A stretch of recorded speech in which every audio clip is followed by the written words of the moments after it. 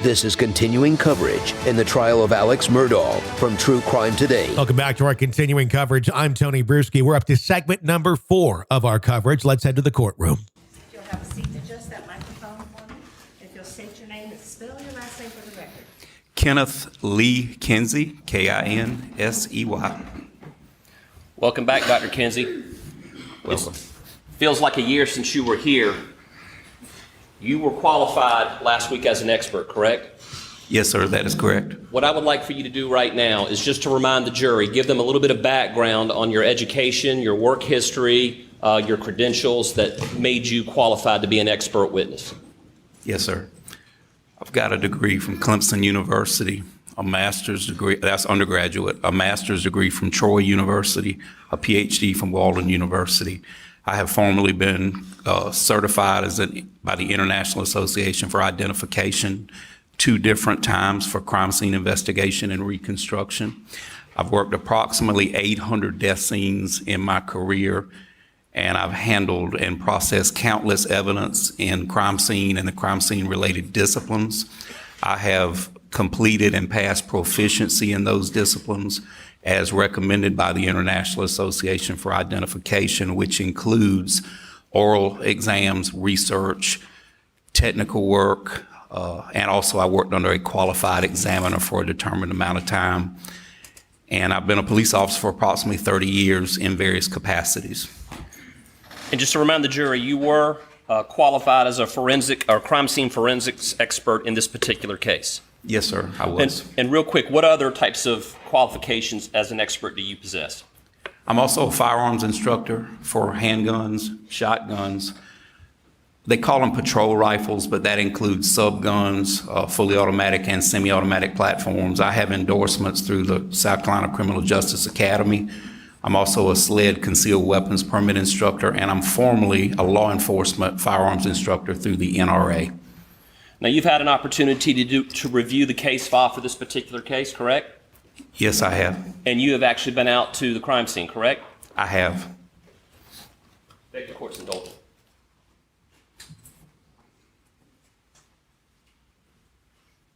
I would like to show you what's been previously marked as State's Exhibit 526. Do you recognize this map? Yes, sir, I do. And what is it? That's a satellite map from the Moselle property. I would like to offer this into evidence. I assume no objection? No objection. Submitted.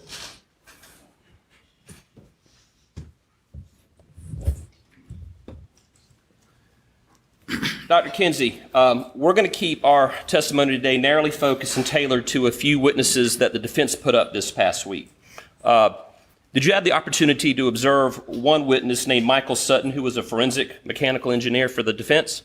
I did. Now, do you recall any of his conclusions or what his main conclusion was regarding the size of the shooter? I do. What was that conclusion? 5'2" to 5'4". I would like now, Doug, if you would, I would like for you to publish or cut on Defense Exhibit 140. Go to page 49.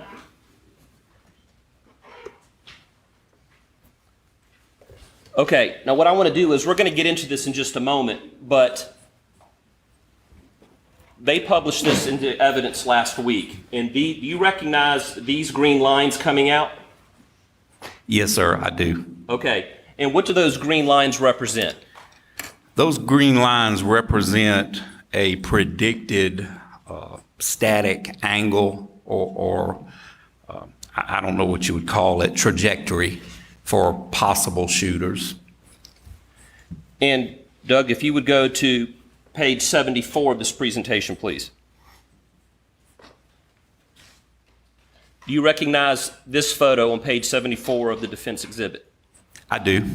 And what is it? It is Mr. Sutton pointing a pump-action shotgun into the feed room at Moselle. Okay, and did Mr. Sutton develop his conclusions as to the height of the shooter based on math that he did in this particular case? He said it was trigonometry, but yes, sir, he did. based on your many years of law enforcement experience, education, and training, what is your overall opinion on his conclusions? I think his intentions are well, but I think his methods were flawed. So what I want to do is I want to go back, and there were 3 previous angles that we just looked at in the previous slide, correct? That is correct. And then he also determined an angle here in this photo, correct? That is correct. And those are the angles that he used to determine the height of the shooter, correct? That is correct. And Mr. Wilson, I don't know the totality of what he considered, but that was one of the elements, one of the criteria he used. Okay, just to refresh the jury's recollection, Doug, if you go to page 4, it should be State 62. It's a picture. What is that a picture of? That is a picture of what's been described as a quail pen. Go to page 5, please.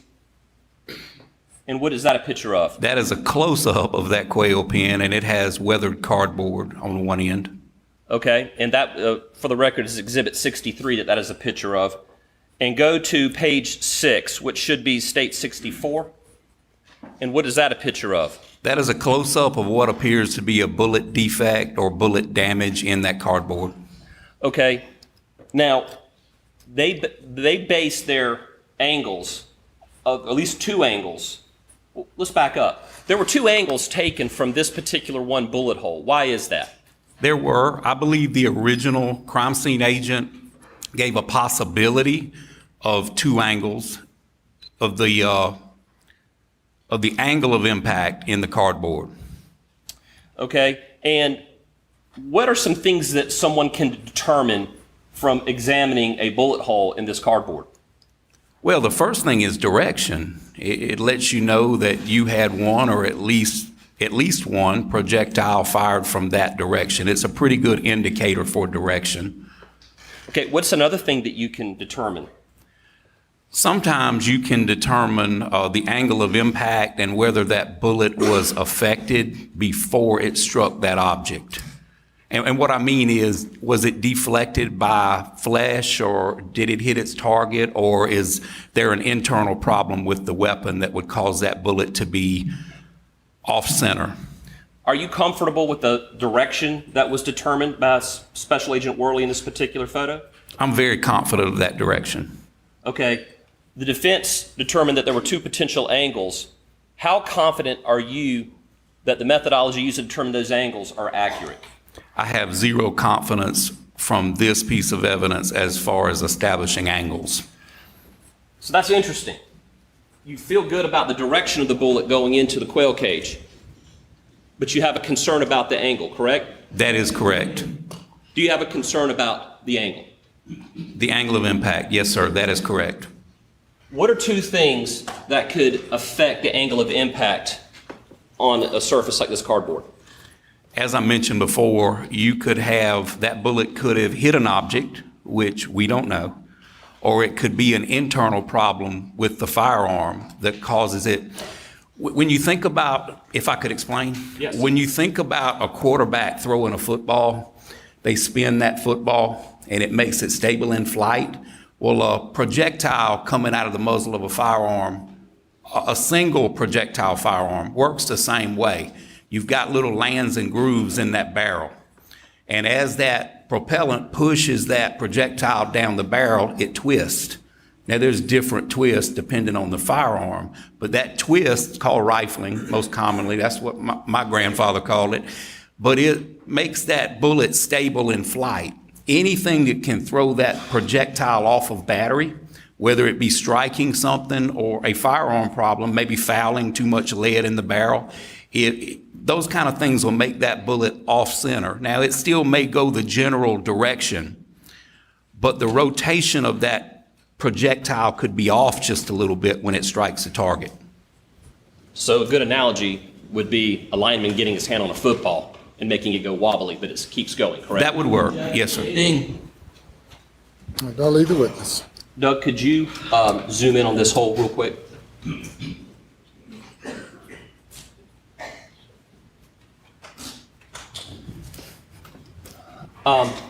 Dr. Kinsey, I'd like to ask you to step down here, and for demonstrative purposes, I'd like you to demonstrate how an angle of impact can be affected in cardboard with a dowel. Yes, sir.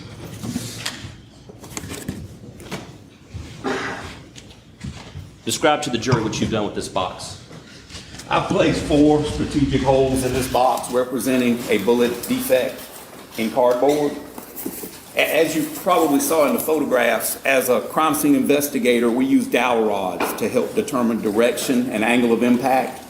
Now they can be as simple as a wooden dowel rod like you get at your hardware store, or they make some real complicated ones made out of fiberglass. If you can afford it, you know, most agencies and most crime scene teams will use a fiberglass rod, but the wooden rods, as long as they're pretty straight and true, they work just the same.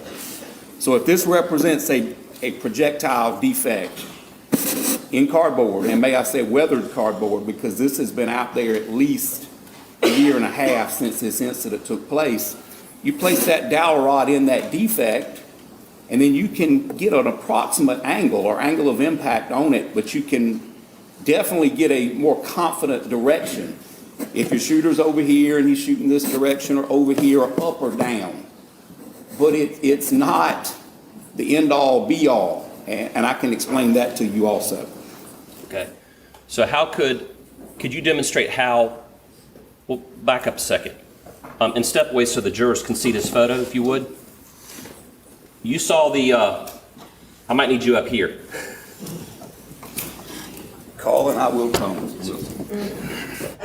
You saw the defense expert's testimony, Mr. Sutton, I believe, last week, describing this hole. Can you explain to them how he determined the angle of impact based on what he was observing in this bullet entry? I can, Mr. Wilson. Please do so for the jury. What Mr. Sutton did with geometry and trigonometry and a whole lot of tools, but basically a protractor, as we used when I testified previously, if you had a confident bullet defect, you can run a string and then put a level or it's a type of protractor, it's a bullet angle finder on top of that rod, and you can get a general angle of impact in a fixed object. However, this isn't a fixed object. He referred to that little mark around 3 o'clock. What did he call that? I think he called it a bullet wash. Could it be a bullet wipe? Bullet wipe, yeah, something like. It's not a term I use, but Okay. I'm familiar with it. And what was he assuming that bullet wipe was caused by, based on the testimony you heard? From the angle. He's assuming. The angle of what? The angle of impact. Okay. What else could cause that? As we mentioned, striking the surface beforehand, fouling in the barrel, something internal. It just throws the bullet off course a little bit. It's not spinning the way it normally spins. So when it strikes, it doesn't strike, it doesn't enter the way it normally would. It wallers a little bit, like that football we talked about. What about the dowel rod? Well, the purpose of inserting the dowel rod is to try to get the best angle or the best direction you can. And in a perfect world, the angle would be fairly confident, like another bullet defect we're going to talk about. Remember, this is weathered cardboard. So once that examiner, and these rods are not caliber specific either, because a crime scene investigator or an examiner can't look at a bullet hole and guess what caliber it is. That's nonsense. So you try to pick the one that fits the hole the best. And with some of the fancy kits, you get a little shim kit with some little rubber grommets that you can place in there, make it fit a little bit better. But more typically, you just pick the dowel rod that's closest to the hole. Could a dowel rod affect the angle of impact? Upon me inserting this dowel rod, I can do damage to that bullet defect. But more importantly, when I remove it, I could do damage. And it's very deceptive damage. It's not intentional, but it can damage the angle of impact, especially in a soft, unreliable object like cardboard. You can return to the stand. Thank you. Yes, sir.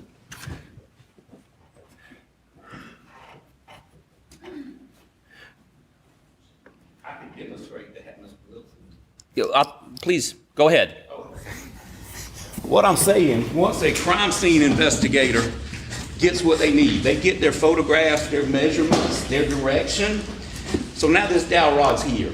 And none of us know this unless you've got a video of the examiner taking that dowel rod out.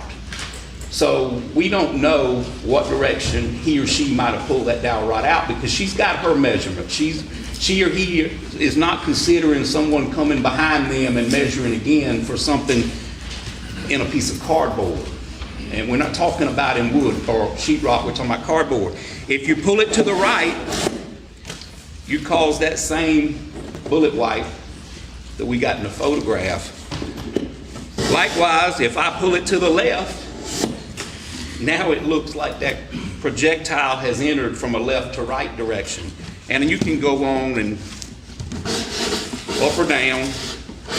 That'll influence the appearance of that bullet defect because you've got an object like cardboard, something that there's no confidence in. Thank you. You can set that down.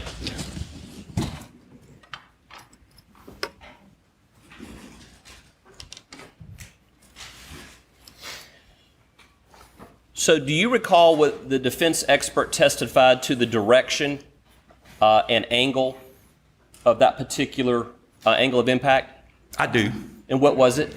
I think 1 and 3 degrees. But do you remember, like, was it left Going to right, up. right to left? Going up. And from what way to what way? What direction to what direction? Left to right, or right to left. Right. Yes, sir, right to left. I have to think about the quail pen in my head. Are you confident that the direction was correct on this? Yes, sir, I have no reason not to believe the direction. I mean, that would have to be a huge defect hole for it to throw the direction off. How confident are you in the angle of this? I have zero confidence in that angle of the bullet entry.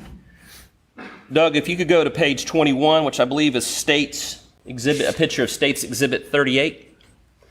Can you describe for the jury what that is right there?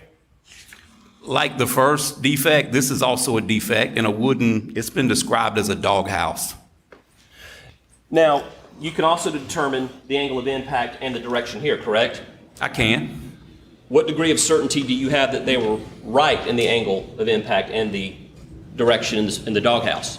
I place a lot more confidence in this angle because that wood is fixed. It'll show a much truer projection of the angle of impact.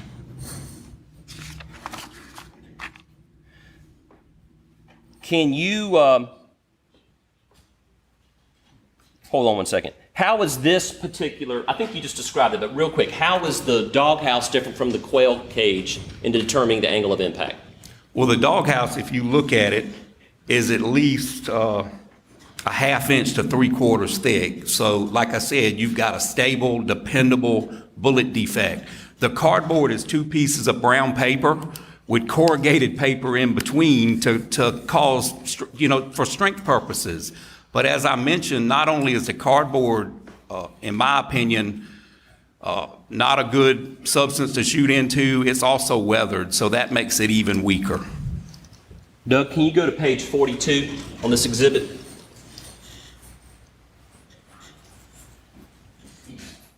All right, can you, it doesn't have an exhibit number at the top, but this is page 42 on Defense Exhibit 40. Can you describe what this photo is? Yes, sir. That is a computer animated drawing of some potential trajectories into that quail pen. And the 2 gray boys here, what are they? They are, they're 2 figures that were placed in that CAD presentation to represent shooters.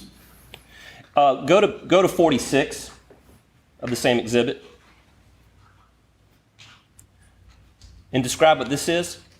This is one animated suspect, I guess, or shooter placed in a similar CAD drawing, photograph, animation.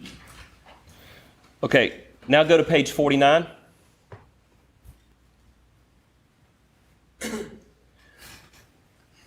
And what is, sorry, go back, that's the picture I wanted. So there's 3 angles represented in this picture, correct? There are 3 angles. 2 of them are from the same hole, correct? Yes, sir. One of them is from the doghouse, correct? That is correct. You believe that the doghouse angle is fairly reliable. I do. You question the quail house angle, correct? I place no confidence in that angle from the quail pen.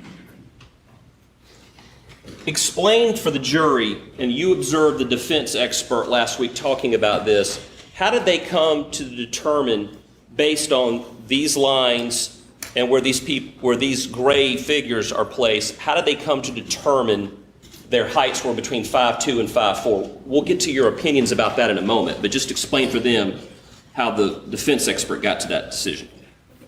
The defense expert said he tried plugging in different heights, and he had to place those animated figures on a plane, that line, that laser line, and he determined that they go back and forth on that plane to achieve the defects that are documented by the original crime scene examiner.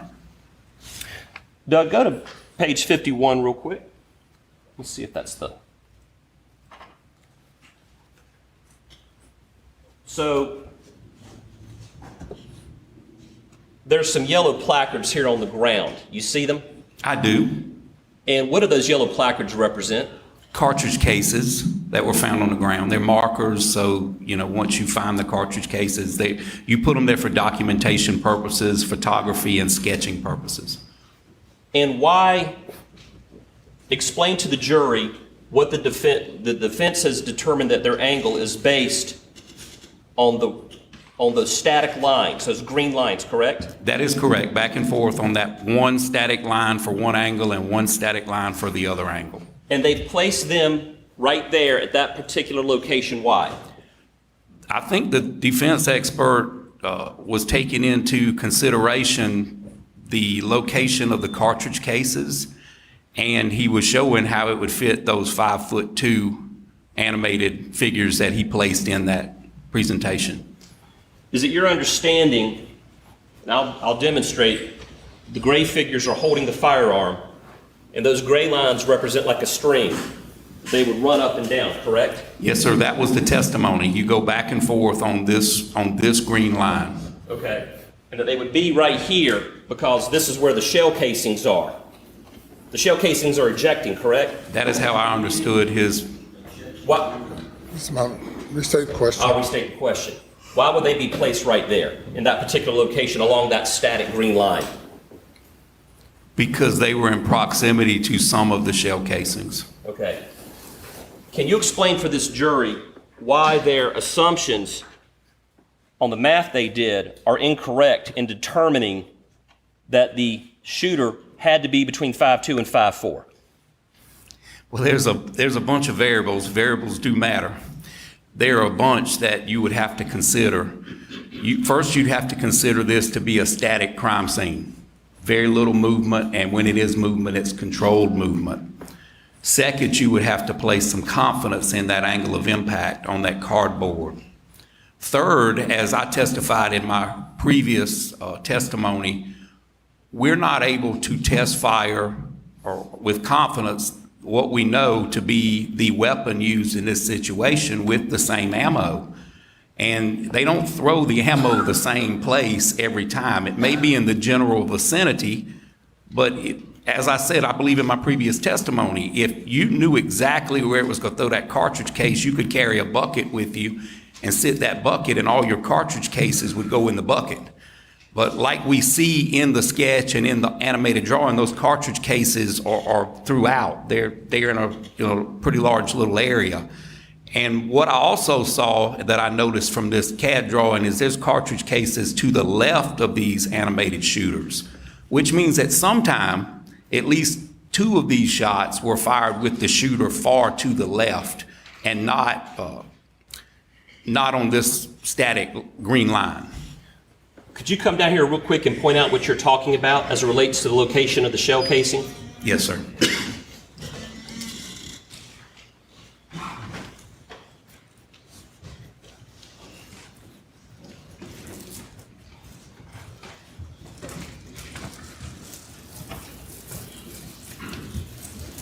I'm not sure if this is a shell casing here, Mr. Wilson, but right here, that is a shell casing, and it would not eject this direction in any situation depicted here in the presentation. It's not a left-handed, nobody's ever testified it was a left-handed AR-15, and like I said, they're kind of uncommon, and if it is, and that's a left-handed, then we couldn't explain the majority of them being to the right. So that's what makes this static line flawed. Thank you. And in another photograph, you can actually see a larger area of cartridge cases back here. Thank you. Let's assume for a minute that the angles are correct. And they very well could be, correct? They could be. Why is the defense's theory as to the height of the shooter represented in this picture still wrong? What else could affect it? Distance and height. Would you like to take a moment to demonstrate for the jury what you're talking about? Weapon position. Yes, sir. Will you tell me which angle you'd like me to demonstrate first? Well, let me ask you this question before you step down. Can a person be on their knee and get the same angle and be standing and get the same angle? Yes, sir.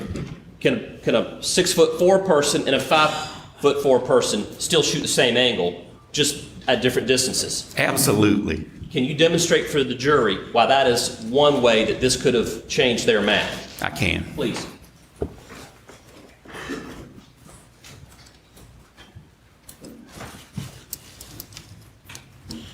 I measured this depth on the witness box during a break. It's 8 inches. I used to be 5'11", but as I get older, I'm about 5'10". But if I'm here, or I could be 5'8", or 5'2", or 5'4". Here I'm 5'10". Here I'm 6'6", and here I'm even over 7 foot, and I've still got the same angle. I have just added a little bit of distance to it. And as far as the quail pin angle, I'm 21 inches from the floor to my knee. I measured it.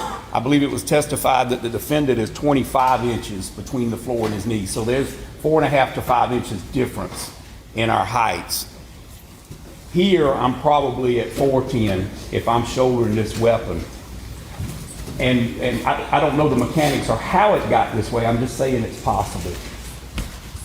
Here I'm at 39, 38 and some change, or I can even take it lower or higher. And please don't ask me to demonstrate that twice, because I don't think my knees can do it again. I think I heard him crack. Yeah, but that takes me to 36 inches, 37 inches. With the defendant, it would be about 39. So it's definitely possible. Even from a shouldered weapon, it's possible. And we do not know how the weapon was being held.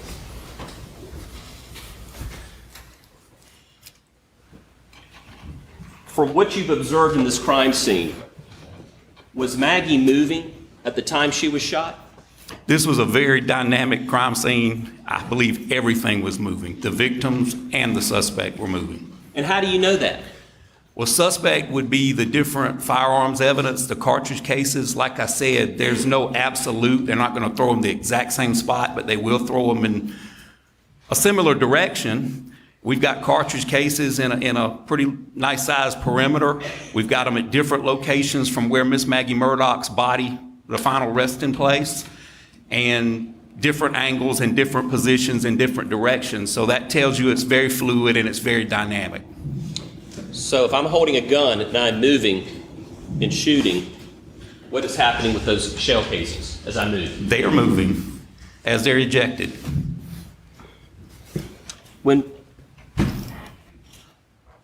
Where was Maggie's head pointing when she hit the ground? Miss Maggie Murdaugh's head was pointed in the direction of Paul Murdaugh, where his body rested, back toward the feed room. What is your opinion of the defense's expert that says the shooter could not have been 6 feet 4 inches tall like the defendant, Alec Murdaugh? I think that's a flawed opinion. Could it have been a 6'4" person? It could have been a 5'4", 6'4", or in my opinion, a 7'4", as I just demonstrated. Doug, let's go to page 59 in the Defense Exhibit 140. That should reflect State's Exhibit 57. Dr. Kinsey, can you describe that picture for the jury? Yes, sir, I can.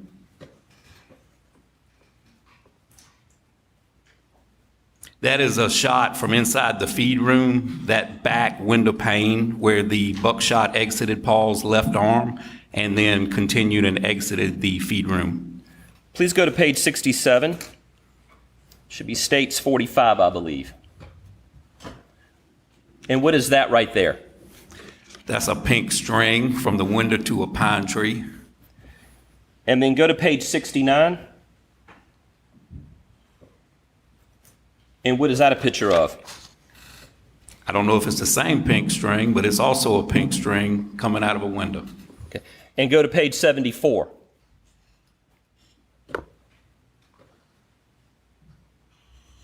And that is labeled Exhibit 54.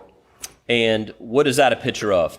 That's a picture of Mr. Sutton with what looks like a pump-action shotgun pointed down into the feed room. And what do you notice about the angle that he's holding the shotgun and the angle of the string? Well, the string is parallel. Let me correct you. I'm sorry. Let me rephrase that. What is the defense's theory right here, represented in this picture? I've heard so many theories, but I really believe Mr. Sutton was trying to show that the angle wouldn't match if it was a taller shooter shooting into the feed room. Okay. Doug, I'm not quite sure what page it is, but I think it's 2 back. Go back one more. There you go. That's it's labeled Exhibit 53, and what is that a picture of? That's a picture of Mr. Sutton holding, I believe, the same shotgun, more parallel to the floor. And what is he trying to demonstrate in this photo? I believe he's trying to follow that pink string to that pine tree, or whatever got him to that pine tree. Do you recall from his testimony how he got that angle? I how do, he found sir. I do. Mr. Sutton testified that he got to where he believes Paul was standing, and he got down and he peeped through the hole in the window, the one that he thought would match that corresponding defect in that pine tree, and he ran a string to that defect in that pine tree. Are they trying to determine the angle of the shot is exactly the way the shotgun's being pointed? Well, I believe they were trying to determine trajectory path of that projectile. What is flawed about this? Guys, with a rifle, you're talking about a single projectile, and most people understand the distinction. If you can find where it was fired and you can get a perfect impact, sometimes that'll give you an idea of the path of that projectile. With a shot shell, you're talking about 9, 12, or 16, in this case 9 buckshot pellets. They're packed in a shot shell with filler. It's like a styrofoam material. They're packed in a shot shell. When that cartridge, the primer of that cartridge is ignited and those pellets exit the muzzle of that firearm, they start to spread. We've heard a lot of testimony about that. They start to spread, and they spread in a cone. Okay, you got some at the top, some bottom, some left, and some right. And the more the distance becomes, the greater they spread. They're not like a mother duck with the ducklings right behind it and all the buckshot are in line. So you can't get a true trajectory on this shotgun. You can't even measure a true pattern, not even close to a pattern, with one pellet. So it's my opinion that that pellet that definitely impacted that pine tree, that's the top of the cone. So you've still got a bottom and you've got two sides of that cone, and unfortunately none of those pellets were located. So, in your professional opinion, can you exclude a 6'4" defendant like Alec Murdaugh, or anyone for that matter at that height, from shooting that shotgun at that angle? Absolutely not. When the defense expert says that the shooter has to be between 5'2" and 5'4", do you disagree with that? I do disagree with that wholeheartedly. With what degree of certainty do you think they're wrong in their conclusions? I just think it's an unknown. I mean, there's many more variables you have to know. How the shooter was holding the gun. You know, how his proportion to legs matches up with body. I mean, that's something that we're all a little bit different. And unless you've got a video of that or someone tells you how they held a weapon, I think the notion that being able to look at this evidence and determine that is unscientific. You said something a minute ago. You said there's so much we can't know. Could the shooter have been running laterally? Certainly could have. Could the shooter have been running toward Maggie? Certainly. Maggie was certainly moving, correct? In my opinion, she was. Could the shooter have been on their knees? Could have been. But there's no way to know for sure, correct? That's an unknown. Yes, sir. And because there's so many unknowns, there is no way the defense expert can definitively exclude a 6'4" person from shooting the rifle and the shotgun, correct? The defense, Can I lead the witness? In your opinion, can the defense, based on what you just testified to, exclude a 6'4" person from being the shooter, and with either weapon? in my opinion, no. The defense witness is relying on math and absolute. And in crime scene investigation, sometimes there are no absolutes.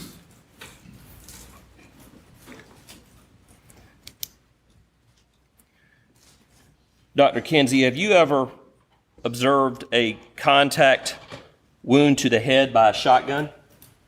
Yes, sir, I have. How many times have you observed a contact wound to the head by a shotgun? After the fact, I've seen several dozen, maybe 3 dozen. But I also had a gentleman that committed suicide in front of me, probably from me to you.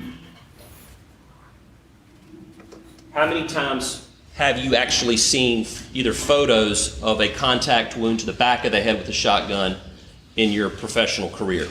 Probably a dozen. Out of that 3 dozen, probably 24 of them were suicides or someone taking their own life, probably a dozen execution killings.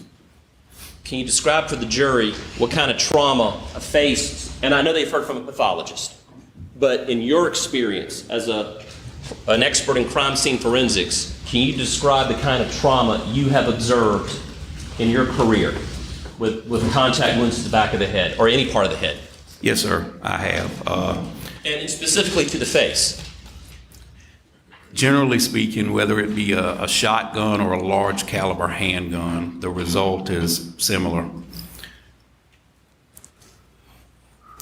You feel as though the forehead and the facial features have went away, and that's a kind way to put it. They're actually there, but they've been shredded, and the pathologist can actually put those features back in place, or the majority of it. But looking at it, it looks like from the teeth up, the person went away. It's just a mess. Dr. Kinsey, I would like to show you what's been marked as State's Exhibit 486. Can you look at that and say if you've seen that picture before?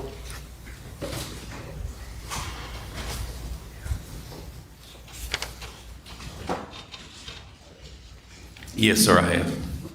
And what is it a picture of? It's a picture of Paul Murdaugh at autopsy. And what part of Paul Murdaugh is it a picture of? His face and his forehead.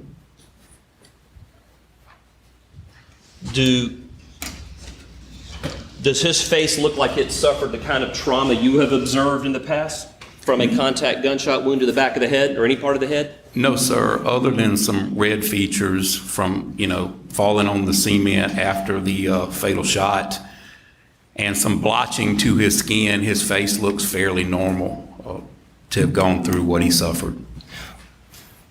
And I'm not going to publish the photo again because I think people are tired of seeing it, but I do need for you to describe what kind of things you've observed with the eyes and the bones with people that you've seen that have been struck or shot in the back of the head at point blank range. Yes, sir. Well, it's not always the back. Now, I've seen some from the side also. From any but angle. yes, sir. Generally, like I said, it looks like the facial features have gone away, or they've at least changed drastically. A lot of times you will get large blood pockets or contusions under the eyes if the eyes don't pop out. A lot of times the eyes will pop out and they'll be on what's left of the cheeks. The facial bones, you can grab them with a gloved hand and you can move them around. And you will actually have pellet exits in the skin flap. If you pull the skin up, you can see where the pellets, whether they be buckshot or close distance birdshot, you can see the actual defects from those pellets. Based on your training and your many years of law enforcement experience, are the wounds suffered to Paul at the back of the head consistent with a contact shot to the back? Absolutely not, in my opinion. Okay, Dr. Kinsey, we'll move on from that for just a second. You were here yesterday, correct? I was. Did you have the opportunity to observe, I want to say his name correctly, I believe it was Tim Pombach? I did. He was a crime scene investigator who was qualified as an expert for the defense. Isn't that right? Yes, sir. Okay. He came up with two significant conclusions, you could say three, about how Paul was shot at the feed room. Do you remember what those were for this jury? The big one that I recall is that Paul was shot in the back of the head with a contact wound. And the other one, the strikes in my mind, I don't know, the shooter passed him and shot him from inside the feed room. Those are the two big ones that I recall.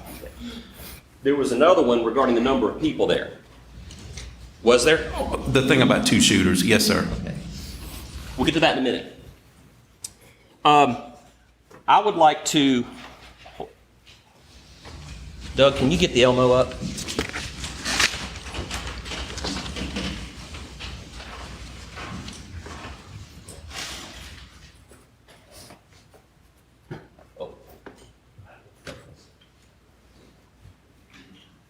I'm showing you what's been marked as Defense Exhibit 182.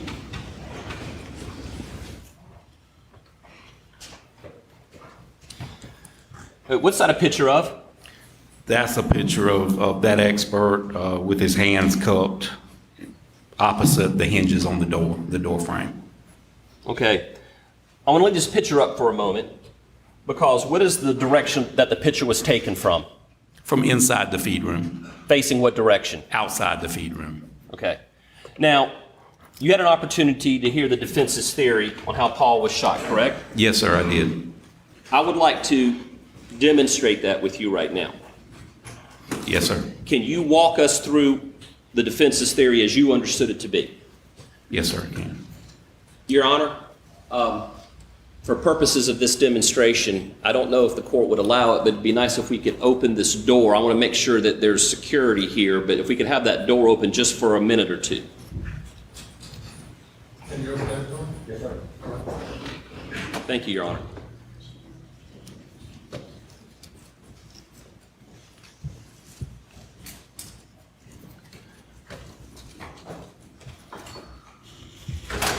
I'm grabbing what Smart States Exhibit 4, which is a camo Benelli Super Black Eagle 3 shotgun 12 gauge. We'll use this for the demonstration, so step down.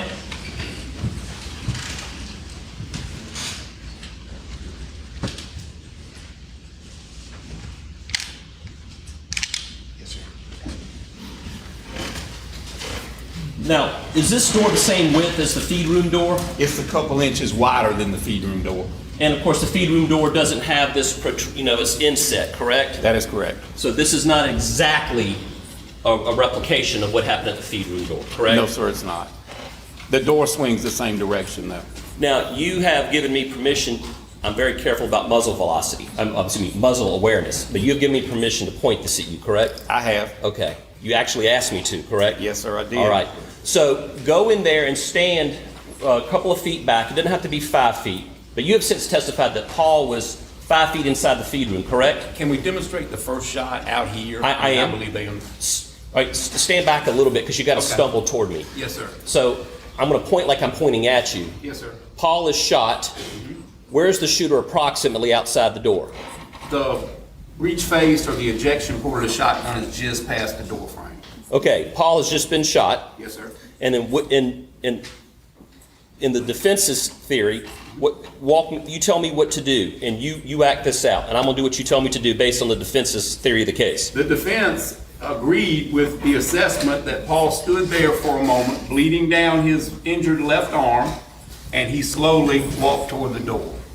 Okay, and what does the shooter do? The shooter's coming in the door. And then what does the shooter do? He shoots Paul in the back of the head after he passes him. Okay. And then shoots Paul in the back of the head like this. And where does the blood spatter go? The blood spatter, the pellet defects, and one that I didn't know about that the expert collected was in the door frame at the top of the door. Now I understand this is a little different than the feed room door. That's the best we can do.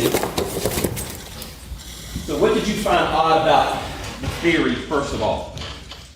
I think the theory is preposterous, in my opinion. Can you walk me through why you think it's preposterous? Absolutely. Number one, that dry lock number 2 shot shell fires a projectile at 1,450 feet per second once it leaves the muzzle of that weapon. As was mentioned, that's a millisecond. That's fast. To think that the pressure from flesh and bone will cause that pellet, those steel pellets now, we're not talking about lead. Lead's a little bit more giving. Lead is malleable. It will crush or flatten. We're talking about steel, BB pellets. They will turn around because of the pressure, go back the opposite direction, 180-degree direction at enough velocity to dent a steel exterior door and embed in the door frame. That doesn't happen. That doesn't happen, in my opinion. I don't know if you mentioned this earlier, but can you talk about, make sure I get it right. And can I add? Please do. Also, there's no defects to the OSB or the T111 siding in the bottom of the room. All right, wait a second. You said a lot right there. Yes, sir. TS what? TS111. It's like a exterior paneling that people put on their buildings. That's what's on the building. For all us city boys, we appreciate you describing that. Thank you. Yes, sir. It's a whole weather paneling.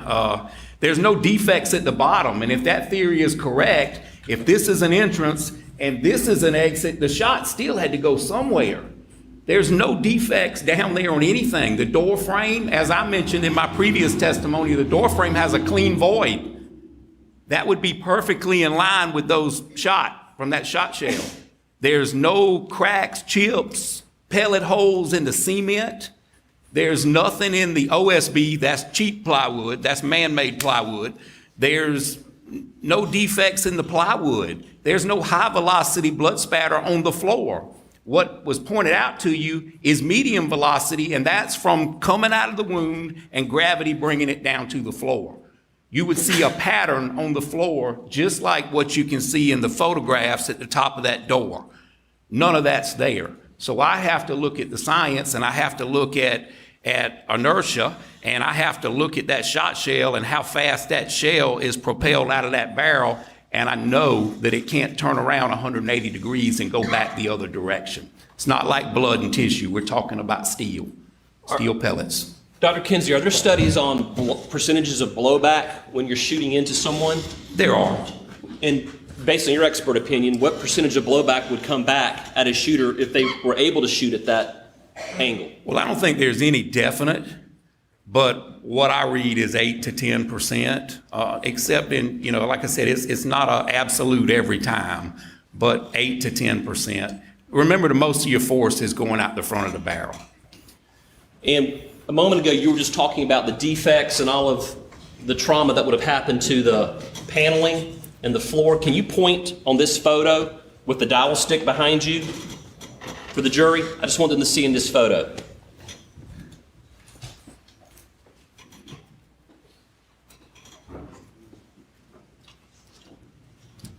Right here. The void, as I documented in my original testimony, the void was from here down, other than one stray satellite drop of blood. That was fairly clean. From here to at least right here. But there's no defects here. There's no defects in that cement outside. There's no defects in the inside cement, and none in this OSB right here. And that was still there when I did the tour. They ripped out all the shelving and some of the insulation, but this was still there.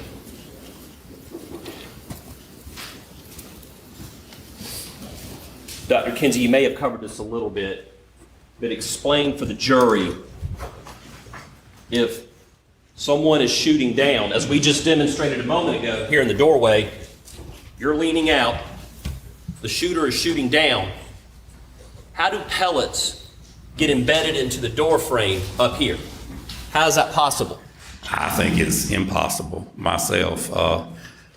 Physics don't work that way unless you're shooting into a trampoline or a huge piece of steel, and then you may have a pellet deflected back on you. It happens many times, especially when we're shooting steel targets, but not at that velocity. It will not sink into the door frame, and it definitely will not dent that door with what I documented, in my opinion.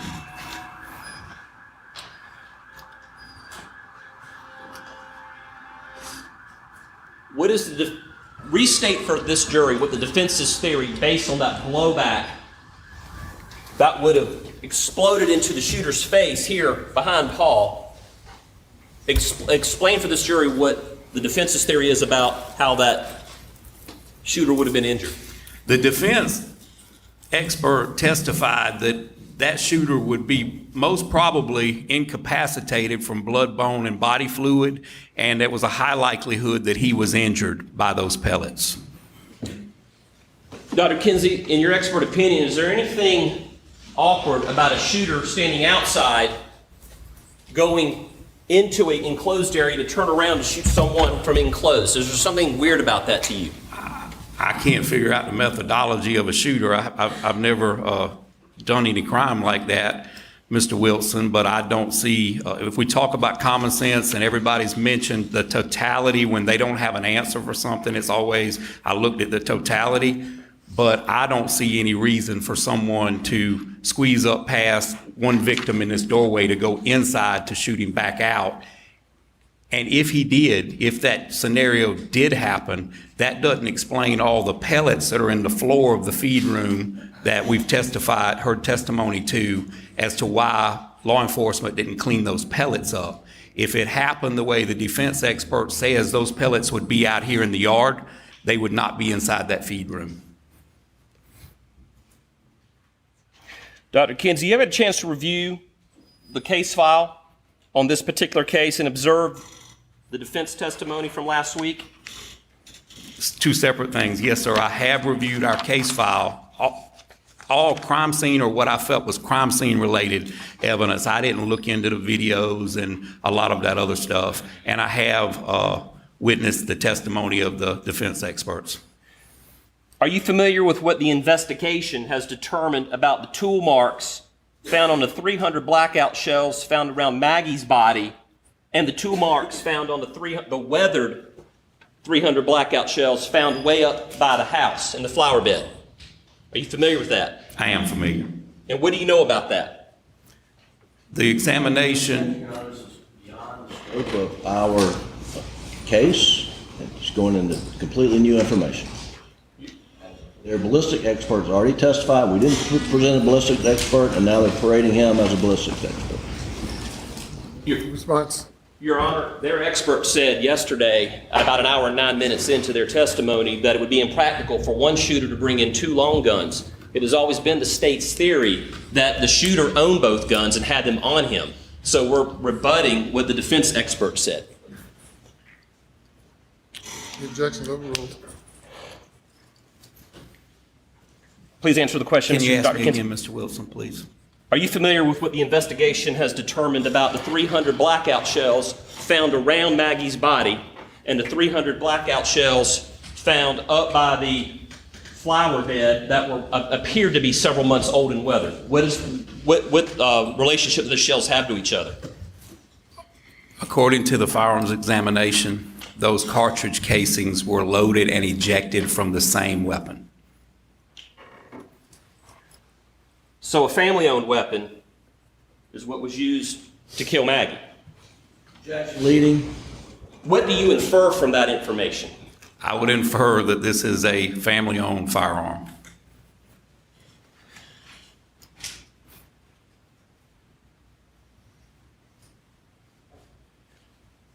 There was some testimony yesterday, Dr. Kinsey, about, well, it was from the defendant's brother, Mr. John Marvin Murdaugh. and it related to the following day he came upon the crime scene. It had been cleared, and he saw how the crime scene was left. Can you explain, you've been in law enforcement for how many years? 30 years. Well, over 30, but 30 years getting paid. And you're the chief deputy at a sheriff's department? Yes, sir, Orangeburg County Sheriff's Office. Just to clarify some things, can you explain normally or traditionally how crime scenes are cleaned up for this jury? Is it the responsibility of law enforcement, in other words? No, sir. There are private companies that are contracted through SOVA. Well, it used to be SOVA. The name's changed now, and I'm sorry. What does SOVA stand for? It's Victims... State? It's a State Office of Victims Assistance, but it's now changed. I can't tell you what the new acronym is, but it works through our victims advocates, law enforcement victims advocates. Almost every department has them, and there's funding provided from taxpayer funds to work through your victims advocates, and you go out and you clean these crime scenes for the families so they don't bear the burden of cleaning those crime scenes. Law enforcement in particular cannot collect and dispose of and transport sounds terrible, body parts or body fluids. That's something the coroner has to do because it's actually by permit through DHEC. But to make it easy on the family, these companies can collect those items and then they will turn them over with a chain of custody, or they will properly dispose of those items. Dr. Kinsey, is it your expert opinion that a 6'4" shooter cannot be excluded from the murder of Maggie and Paul? I see nothing that could exclude a 6'4" shooter. In your expert opinion, can you tell this jury, is it right for the defense to say that there had to be two shooters based on the testimony you heard yesterday? In your expert opinion, can you exclude two shooters? I cannot include or exclude two shooters. Can the defense include, to the exclusion of all other possibilities, two shooters? Absolutely not. Beg your court's indulgence. Please answer any questions the defense has for you. Mr. Griffin. Thank you, Your Honor.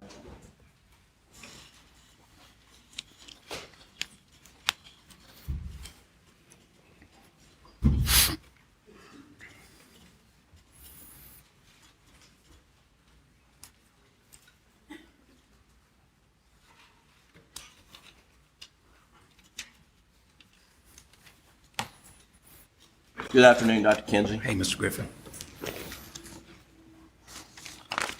And anyone who has a doctorate degree, I want to call doctor. It's all right if I call you doctor? I'll answer to anything you call me, Mr. I Griffin. understand. I appreciate that.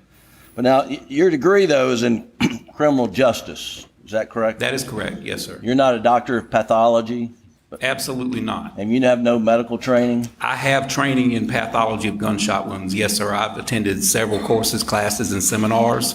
It was also included in the criteria for the certifications I mentioned for the International Association for Identification.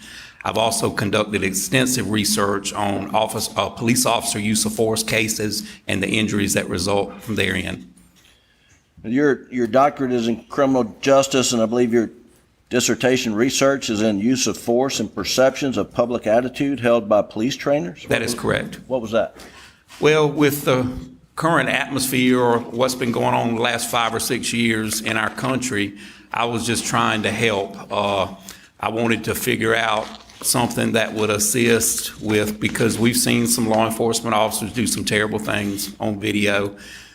We've also, we've got a segment of our society, the minority segment of our population, a lot of those citizens are in fear of law enforcement, and I wanted to study if the media perception as held by the three types of law enforcement trainers, if the media perception and the way they portray law enforcement, if that affected the way we train our officers, if we're too hypervigilant, or if we tell them, look, there's death waiting for you around every corner, is that going to make law enforcement more prone to use force or use less force or those kind of criteria? And that's what I was interested in. I was laying the groundwork with a scientific quantitative study to allow someone to come behind me and do some further research just to expand that topic. Right. But you've said you also have done some gunshot wound training as part of some certification? Yes, sir. The IAI, as I mentioned, I was formally certified 2 different times. I think it's a 5-year certification. And I did let it lapse in 2015 because that's when I started my PhD and I couldn't study for both. But that is an extensive process where you do research and you have to do a written test, and then with my proficiencies throughout SLED, and then I still do some with our sheriff's office now where you have to pass proficiency, and that is practical examinations, testing, and that kind of thing. Okay. Now, in this case, that the state did have a pathologist, Dr. Reamer, correct? Yes, sir, they did. And you reviewed her autopsy report as part of your work, correct? Not so much as reviewed her report, but I went and spoke with her in Charleston at her office. Or did you review her report? I have access to her report, Mr. Griffin. I can't tell you I looked through the whole report. And you understood that her opinion was it was a shoulder shot through the neck and then up out of the top of the head. Is that correct?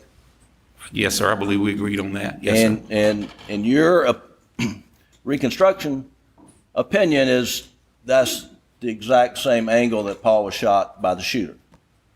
Shoulder, neck, out the top of the head. Yes, sir, but I didn't just rely on her information. I also looked at the crime scene photographs, and I went to the scene myself. I understand. Yes, sir. But, and then did you hear Dr. Eisenstadt, his testimony? I did. Now, you worked with SLED, did you not? I did. Yes, sir.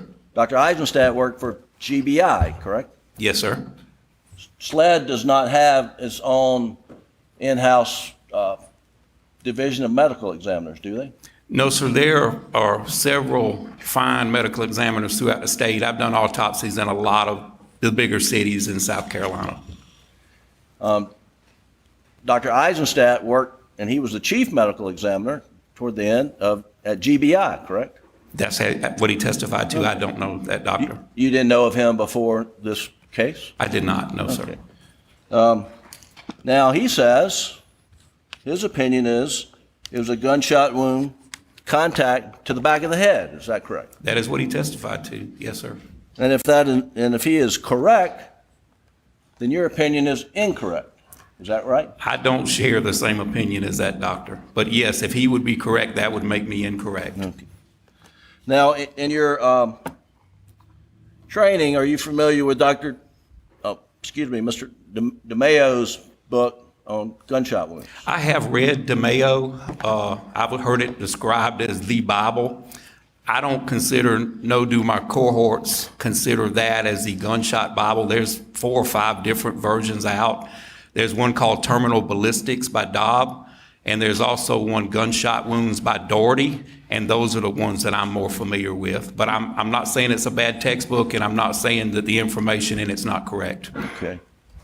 Now, and we'll get to more of that in a moment. What I'd like to do is first address Mr. Sutton's work that you had criticisms of. Well, I didn't have criticisms. We just have different opinions. He's an engineer, and I'm a crime scene investigator, okay. Mr. Griffin. Well, I just, seems like you said that the angles of to the quill pen were unreliable. Absolutely. Okay. And I have several more criteria that I didn't mention earlier, but I mean, if you want me to go into those, I will. Well, I want to ask you first, What's your understanding as to how those measurements were taken? Who took those measurements in the quail pen? The original angles were the original SLED crime scene agent that responded to the scene. Right. And took those angles. And you understand that Mr. Sutton relied upon Agent Worley's measurements? I do. Okay. I do. Now you were putting a dowel, shoving it in a box and taking it out of a box as if Mr. Sutton went back and tried to remeasure it. No, sir, that's not what I was insinuating. I said when the original agent removed her dowel, it wasn't nefarious, but depending on how she removed that dowel, she could have altered that impact. Well, let's take a look at that, Doug. And this is Defendant's Exhibit 140. And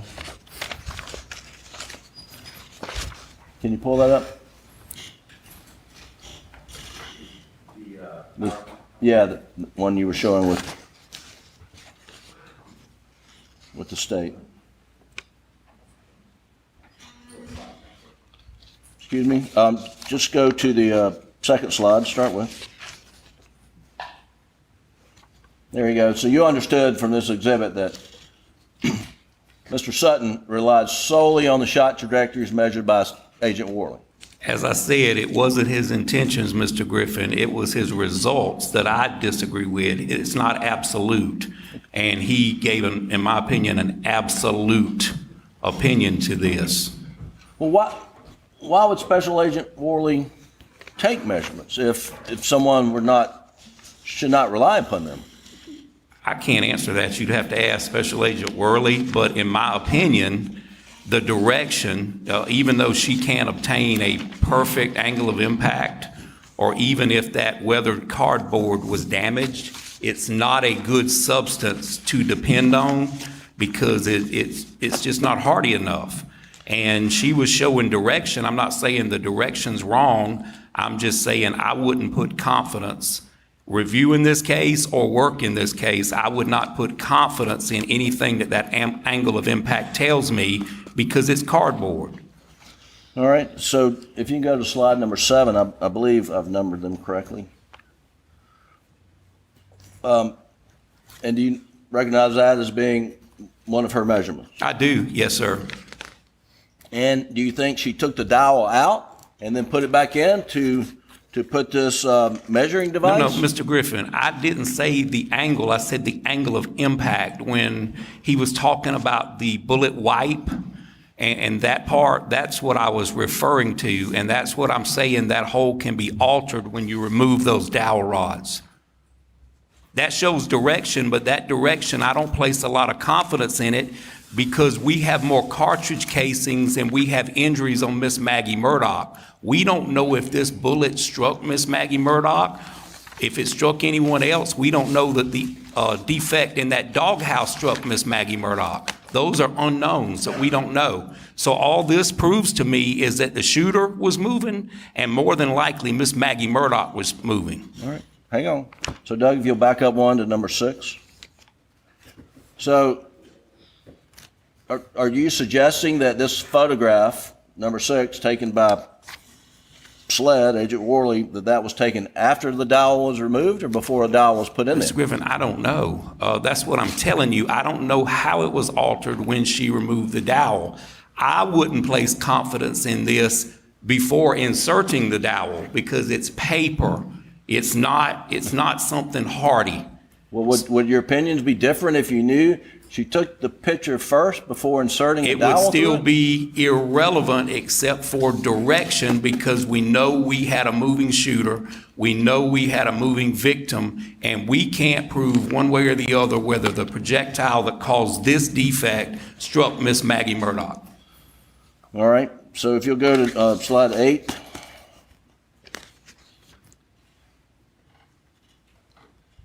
Again, this is Agent Worley's measurements of a dowel in the hole. Is that correct? Same picture, yes, sir.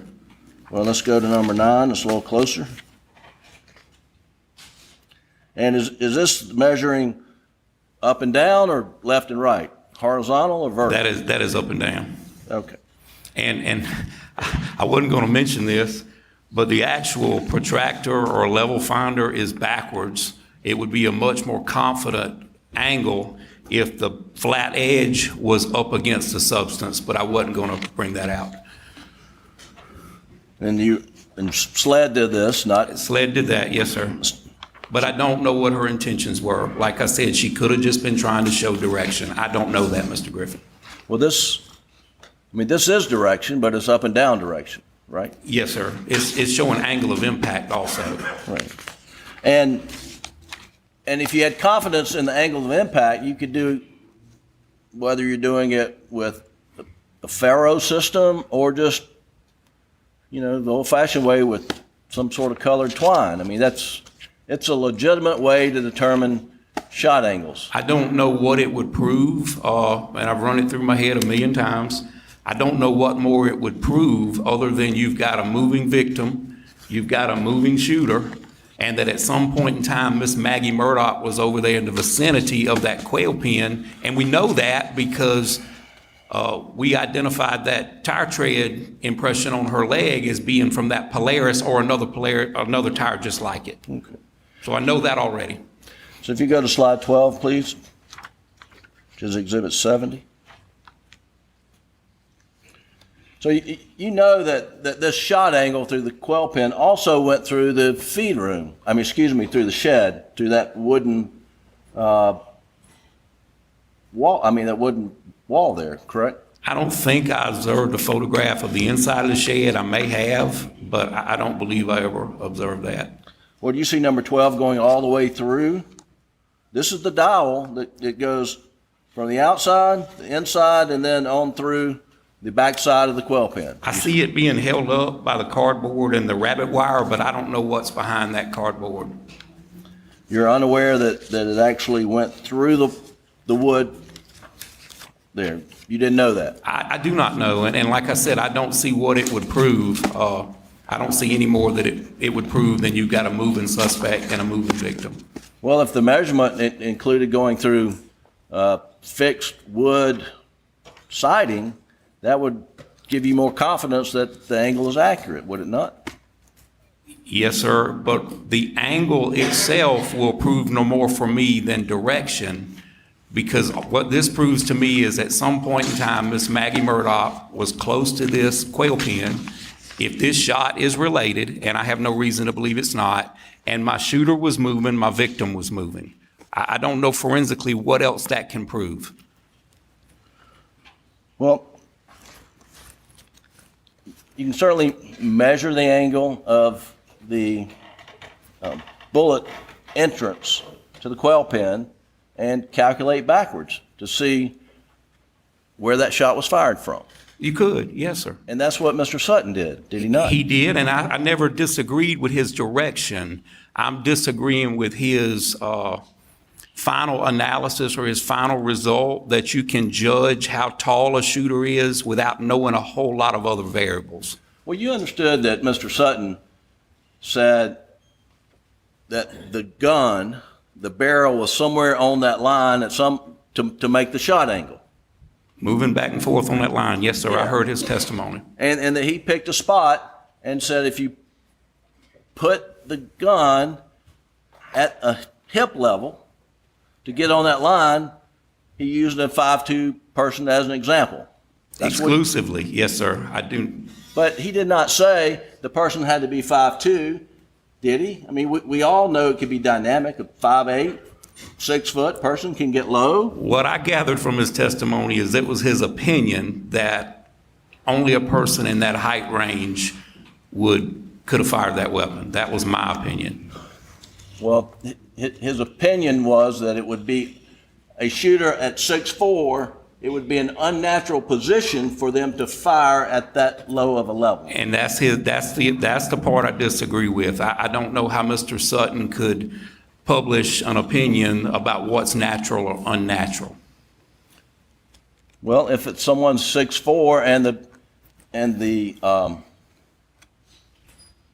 muzzle of the gun is being fired at 28 inches off the ground, I mean, the 6'4" person either's got to get down on the ground or hold it down below their knees. Isn't that correct? I have demonstrated several different ways, depending on distance and height, that a shooter can shoot any. We don't know. We don't have a video of it, Mr. Griffin. Right. But Mr. Sutton's methodology, I think what I'm hearing you now is you don't have a real dispute to his methodology. He's an engineer. Yes, sir. Okay. What you dispute is the accuracy of the angle coming out of the quail pen because of the construction being cardboard. Is that right? Yes, sir. I said that if I was investigating that and even reviewing that case as a consult, I put little or no confidence in that angle of the impact of that cardboard. Now, I put much greater confidence in the one for the dog kennel. Okay. Well, let's see if we can. You mentioned you had a fair amount of confidence in at least one of the angles coming out of the quail pen, right? Left or right? The direction, yes, sir. The direction. Mm-hmm. And so let's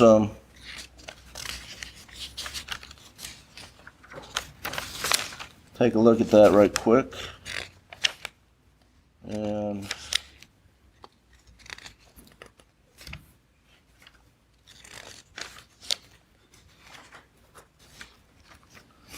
Doug, if you'll go to Time. Please go to the jury room. Please do not discuss the case. That wraps up segment number 4 in our continuing coverage of the trial of Alec Murdaugh. There is more to come. I'm Tony Bruschi. Stay with us.